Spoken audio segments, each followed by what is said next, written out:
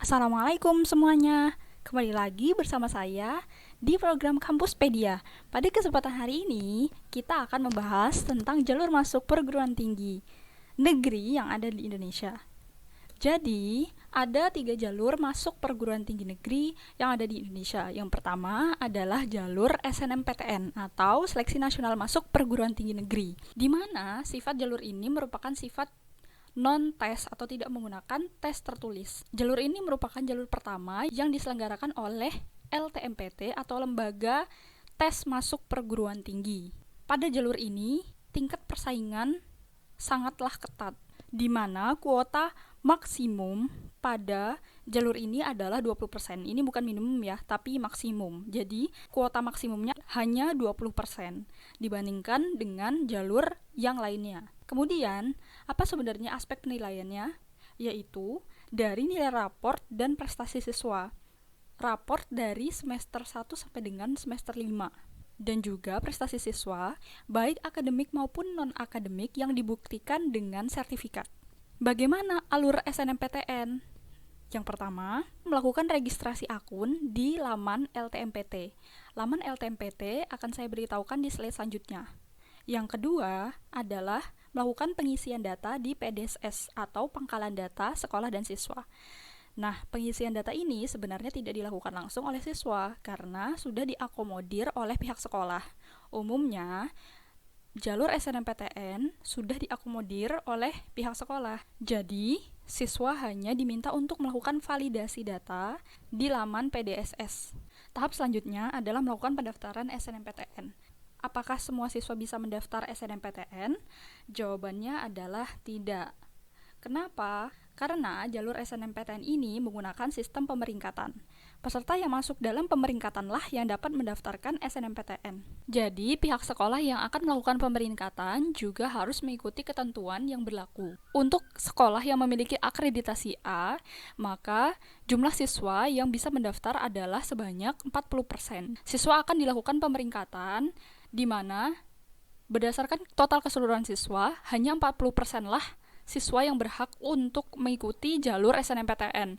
Sedangkan untuk sekolah yang memiliki akreditasi B hanya memperoleh kuota sebanyak 25%. Dan untuk sekolah yang memiliki akreditasi C hanya memperoleh kuota sebanyak 5%. Lalu, apa sih yang menjadi perhitungan untuk melakukan pemeringkatan siswa? Nah, untuk jurusan IPA, maka yang diperhitungkan adalah nilai mata pelajaran matematika, bahasa Indonesia, bahasa Inggris, kimia, fisika, dan biologi.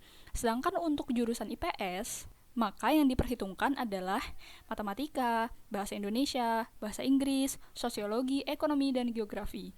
Dan untuk jurusan bahasa, nilai mata pelajaran yang diperhitungkan adalah matematika, bahasa Indonesia, bahasa Inggris, sastra Indonesia, antropologi, dan salah satu bahasa asing. Untuk teman-teman yang saat ini bersekolah di sekolah menengah kejuruan, maka yang akan diperhitungkan adalah nilai matematika, bahasa Indonesia, bahasa Inggris, dan kompetensi keahlian, termasuk teori kejuruan dan praktik kejuruan.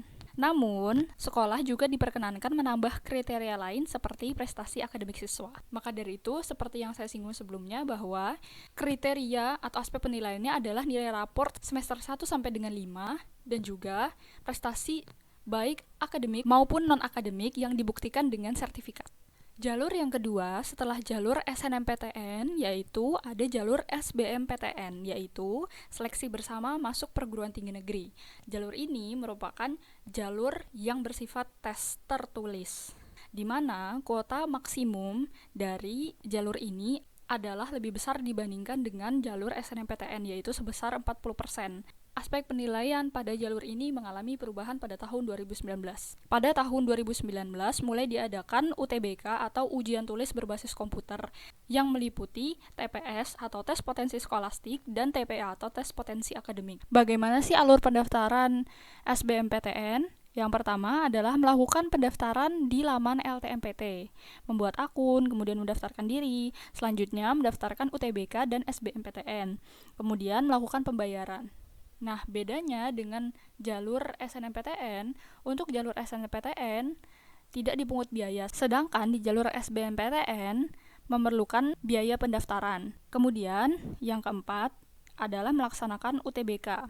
Nilai UTBK tersebut yang digunakan untuk mendaftar SBMPTN. Berikut ini adalah pemaparan terkait dengan tes potensi skolastik, di mana ada beberapa jenis tes yang akan dilaksanakan pada TPS. Yang pertama adalah tes penalaran umum, yang kedua ada tes pemahaman bacaan dan menulis, yang ketiga ada tes pengetahuan dan pemahaman umum, dan yang terakhir ada tes pengetahuan kuantitatif. Kenapa sih sebenarnya LTMPT menggunakan tes potensi skolastik? Karena tes potensi skolastik digunakan untuk mengetahui seberapa besar kemampuan penalaran teman-teman untuk mengikuti pembelajaran di perguruan tinggi. Berikut ini terdapat deskripsi soal-soal yang akan teman-teman hadapi ketika teman-teman melakukan tes UTBK.